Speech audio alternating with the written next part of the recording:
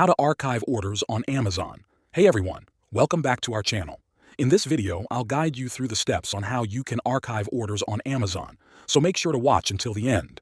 You may have already ordered something and it's just sitting in your orders page, and now you'd like to archive it. This process can only be done from a desktop browser.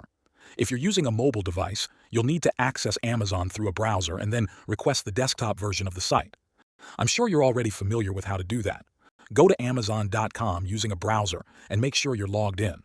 From there, locate the Accounts and Lists section at the top right. Click on Your Orders. Once you're in the Your Orders section and viewing it on the desktop site, you should see the Archive option next to the order you've placed. If you're using a mobile browser without enabling the desktop site, you won't see that option. Similarly, if you're using the mobile app, the Archive feature won't appear. Only on the desktop version of the website will you find the Archive button. This is the way to archive orders on Amazon. Thank you for watching.